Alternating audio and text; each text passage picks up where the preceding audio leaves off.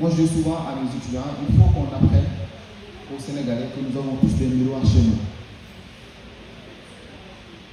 Et là où le mental va être intéressant, c'est il faut comprendre que le Sénégalais lambda, même pour vous dire que ça fait longtemps, il a une autre façon de dire ça.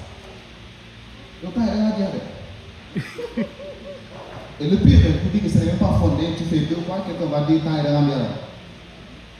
Après, temps et bien, finalement, toi, tu vas passer ta vie à prendre des sirops minceurs, des sirops pour prendre du poids, au lieu de te concentrer sur comment faire pour travailler ton cerveau, pour prendre des responsabilités, tu peux te concentrer sur comment faire pour perdre du poids ou pour en gagner. Pas parce que la décision vient de toi, mais la décision vient d'une quelconque pression sociale. D'accord? Et troisième facteur qui vous pousse maintenant à ne pas afficher, ne pas affirmer votre leadership, c'est votre dialogue intérieur. Ça, c'est un aspect que j'évoque souvent. Le dialogue intérieur. Vous savez, nous tous, nous parlons tous les jours. Et dans le démocratie, il y a ce qu'on appelle la petite voix intérieure. Cette voix-là, on l'appelle la voix caméléon, parce qu'elle change tout le temps. Et cette voix-là, elle a naturellement 4 postures. Il y a ce qu'on appelle la voix pessimiste, il y a ce qu'on appelle la voix victime, il y a la voix critique et il y a la voix qui est perfectionniste. La voix pessimiste, c'est le jour où toi tu te lèves, tout ce à quoi tu penses, la voix te dit ça ne va pas le faire. J'ai envie de me lancer en politique, non, tu n'es pas fait pour ça. La personne qui te dit ça, c'est ta voix. Tout comme il y a un jour, la voix décide d'être victime. La voix victime, c'est cette voix qui te dit tout ce qui t'arrive à toi, c'est pas toi, c'est les autres. Si aujourd'hui tu ne sais pas parler devant les gens, c'est parce que l'école que tu as fréquentée n'était pas la bonne. Si aujourd'hui tu n'es pas heureux, c'est parce que tes parents ne t'ont pas donné le meilleur iPhone. Parfois, ça nous arrive à tous. On se lève à des jours où on pense que ce qui nous arrive, on n'est pas responsable. C'est notre voix qui décide d'être victime. Parfois, elle devient beaucoup plus violente. Ça, c'est la troisième caractéristique de la voix qui est critique. Est-ce que vous êtes des femmes qui peuvent témoigner? Il y a des jours où, dès que vous levez en face de votre miroir, peu importe les meilleurs sacs que vous testez, vous avez l'impression que rien ne va. Vous dites non, j'ai l'impression que mon nez a un peu grossi aujourd'hui. Lorsque la voix est critique, elle est comme ça. Ce n'est pas la réalité. C'est la voix intérieure qui te parle comme ça. Et il y a des jours où la voix décide d'être perfectionniste. Peu importe ce que vous faites de bon, les gens verront que c'est excellent, toi tu n'es jamais satisfait. Non, je pense que vous pouvez faire mieux. La bonne nouvelle est que cette voix-là ne reflète pas la réalité. Cette voix, elle est là, elle parle. Mais décider de l'écouter ou non, si ça nous arrange ou non, c'est de votre responsabilité. J'ai envie de venir ici, je me lève, la voix décide d'être pessimiste. Tu es fatigué, on est en week-end. Alors, je peux l'écouter et rester chez moi. Tout comme j'ai le choix de me lever et de venir assister à ce panel. Finalement, la voix n'a ni raison ni tort, tout dépend du pouvoir qu'on lui donne. Et en plus, nous parlons, là je parle des solutions parce que je vais y aller rapidement. Il y a un domaine en coaching que les gens parfois n'évoquent pas souvent, c'est l'aspect spirituel. Vous avez envie de devenir un leader, au-delà des facteurs qui vous bloquent socio-culturellement parlant, alors il y a ces facteurs spirituels. Le schéma est simple, en intelligence émotionnelle, on vous dit les pensées créent des émotions créent des réactions physiques. Faites attention à vos pensées, à vos yeux et à votre bouche. Je vais vous décortiquer de manière simple. On parle de chat chez nous, par exemple, chat pour les croyants. Il n'y a rien de particulier, il n'y a rien de mystique. Moi, je le vois, je dis qu'elle est très belle. Je l'ai d'abord dit dans ma pensée. D'accord? Et maintenant, dès que j'y pense, il n'y a pas de chat. C'est une énergie qui est là.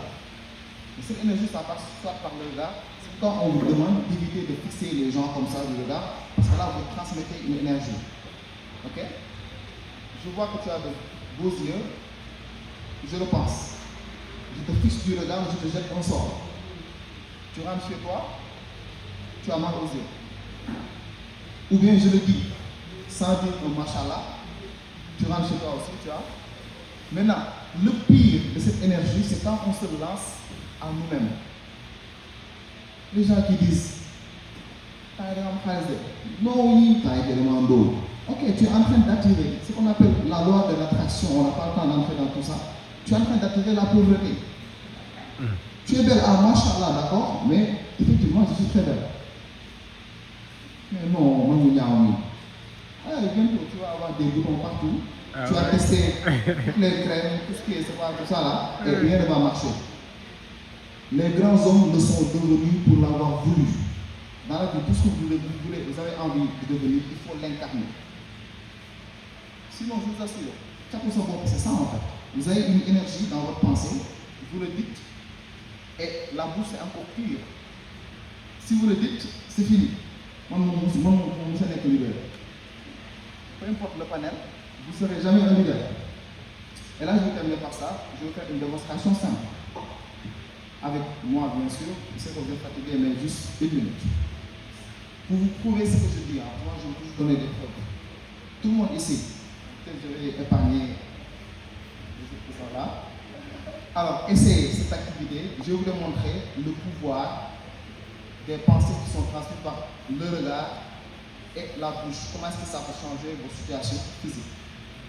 Si vous prenez votre main, n'importe laquelle, la main gauche, la main droite, tout le monde, si vous regardez entre, il y a une ligne horizontale qui sépare la main et le reste du bras.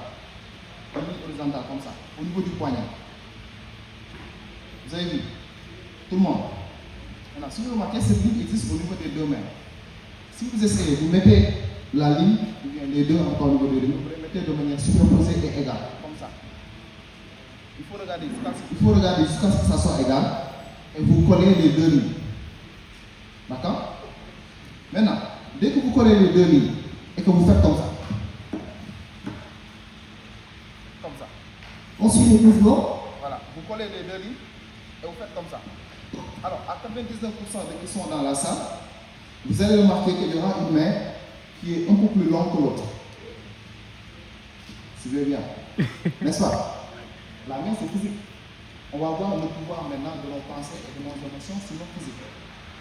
Nous allons demander la main qui est la plus courte de grandir. On va voir si la main va grandir. Expérimentons d'abord. Je vous assure que ça va grandir. Suivez bien. Maintenant, pour que la main grandisse, on a une énergie dans notre tête. Ça passe par le regard et la bouche. Dès qu'on commence l'activité, vous ne regardez plus, vous faites l'activité. Alors, on transmet l'énergie. Vous regardez la main la plus courte, il faut regarder. Donc, avec les yeux, on transmet l'énergie. Et on le dit avec la bouche. Répétez cette phrase 8 fois en face de votre main qui est la plus courte. Grandis plus, jusqu'à 8 fois. Et vous refaites le même geste, vous allez voir. Essayez. Regardez la main la plus courte, dites grandis plus jusqu'à 8 fois. Tout le monde.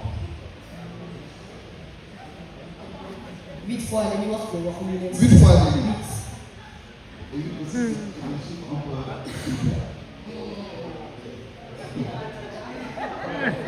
C'est bon. On fait le geste, c'est la main agrandie.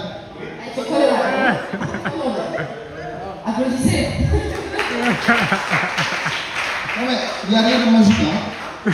C'est comme ça en fait que le fameux cercle dont on parle se passe. C'est comme ça que l'humain a le pouvoir d'attirer le positif sans le savoir, comme aussi a le pouvoir d'attirer le négatif sans le savoir.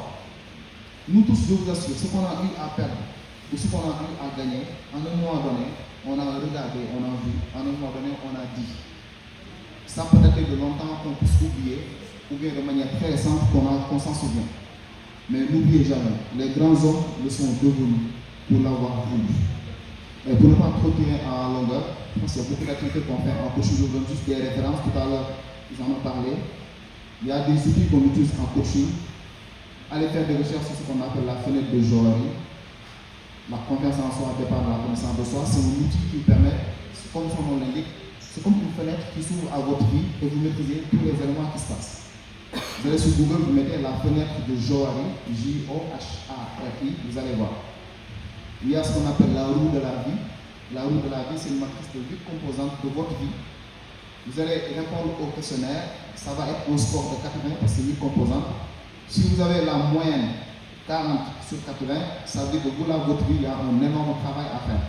Ça va poser des questions sur votre aspect relationnel, famille, santé, études, tout. vous faites le calcul et vous allez exactement savoir si vous vous connaissez réellement. Il y a ce qu'on appelle le diagramme d'Ashikawa et pas mal d'autres outils qui ne sont pas tout mais qui vous permettent de mieux vous connaître et de mieux vous affirmer. Et pour terminer, je vous dis, le leadership, la prise de parole, la confiance en soi, etc. sont des compétences. Et comme on dit, ce n'est qu'en public qu'on apprend à parler en public, mais allez lire tous les livres sur comment nager. Tant que vous ne plongez pas, vous n'allez jamais nager. Allez lire tous les livres, assistez à tous les panels sur qu'est-ce qu'est le leadership. Tant que vous ne sortez pas de votre zone de confort, allez vous affirmer, vous montrer, prendre des décisions, prendre des responsabilités, vous n'allez jamais devenir de grands leaders. En tout cas, merci, c'était tout ce que je voulais dire. Bravo.